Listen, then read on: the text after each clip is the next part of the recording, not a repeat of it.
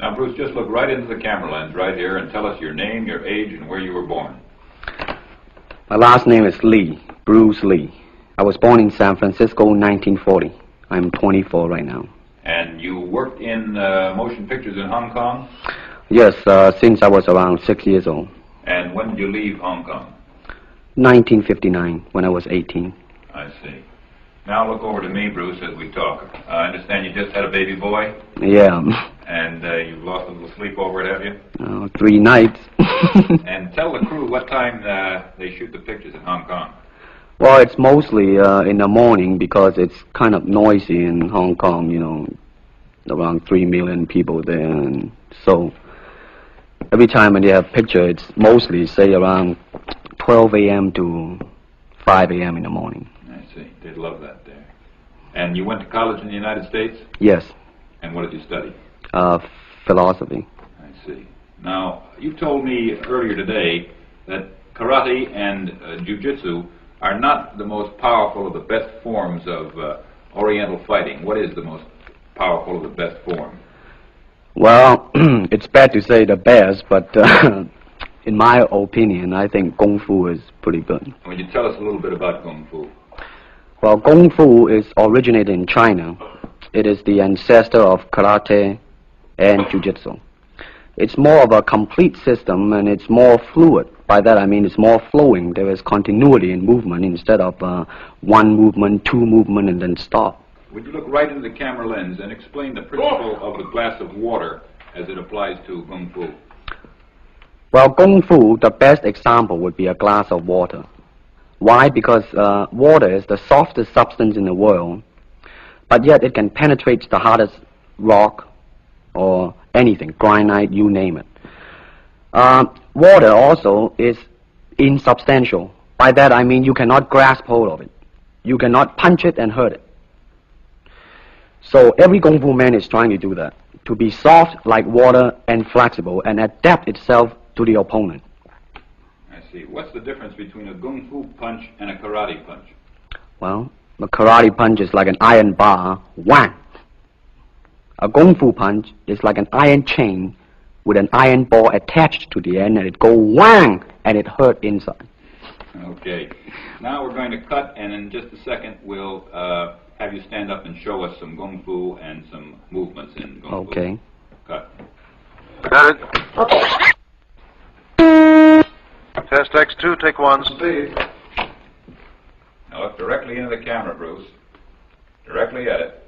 And now give me a 3/4 this way. And hold it. And give me a profile that way, all the way. Good. Hold it. Now come back to a profile on the other side. And hold that. Give me a 3/4 on that side. And then give me right into the camera again.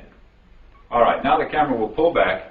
And Bruce, first show me the movements in the classical Chinese theater. Classical Chinese Well, theater. you know what we talked about in the office. How they walk and how they start to move. Well, in Chinese opera, they have the warrior and then the scholar.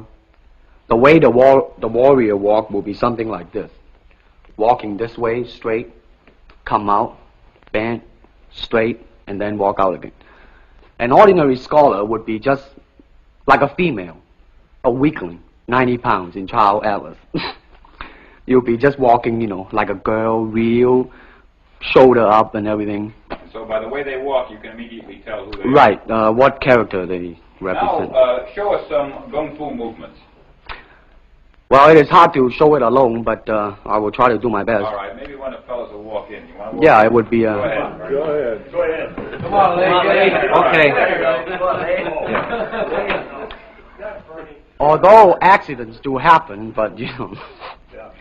There are various kind of strike. It depends on where you hit and what weapon you will be using. To the eyes, you would use fingers. Don't worry. To the eyes. Or straight at the face. From the waist, everything on. Hold it just a minute. Let's move this gentleman around this way so you're doing it more into the camera. Okay, swell. And then there is band arm strike, using the waist again into a back fist. And let's have the assistant Director, back up just a ways. Okay, go ahead. Continue. And then, of course, Kung Fu is very sneaky. You know, the Chinese, they always hit low. From high, go back to the groin. Don't worry. Now turn around the other way, would you, Bruce? Oh, okay. Yeah. And, Would you want him? yes. Cross These the are camera just forward. natural reactions. That's Right, right. That is All right. natural. Right into the camera. Cheat into the camera a little bit and show this again. All right. Go ahead. There is the finger jab. There is the punch. There is the back fist and then low. Of course, then they use leg straight at the groin or come up. Or, if I can back up a little bit, they start back from here and then come back. All right. It's kind of worried. He has nothing to worry about. Now, No. once again, show us how a good Kung Fu man would very coolly handle it and walk away, rather than get involved in a series of actions. Cut it. Sound. Okay.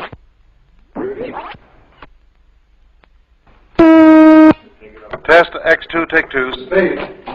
Now, Bruce, so that we can clearly see what you're doing this time, we'll face the fact that there's nobody there. Show me now the difference between Jiu-Jitsu, which is long and involved, and Kung Fu, which is very quick if you have an opponent.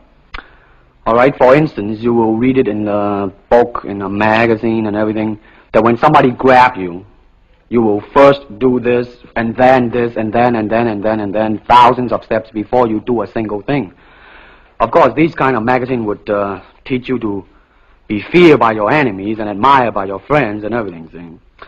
But in Kung Fu, it always involves a very fast motion. Like, for instance, a guy grabbing your hand. It's not the idea to do so many steps. Step him right on the instep. He'll let go. This is what we mean by simplicity. Same thing in striking and in everything. It has to be based on a very minimum motion so that everything would be directly expressed. One motion. And he's gone. Doing it gracefully. Not to go, yelling and jumping all over him, but to do it. Excuse me. Listen. Okay, now show me once again just a few movements there. Well, Kung Fu can be practiced alone or with a partner. Practicing alone, they involve forms. Some imitate a crane, a monkey, a praying mantis. This is a crane form. Let's start off.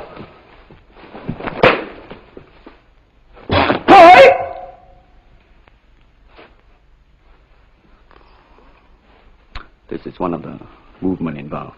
Show us one more movement and then we'll be all through. Okay, I'm glad to hear that. They have the tiger that start like a tiger, using claw to claw the face, or the beak of the crane to the eyes move.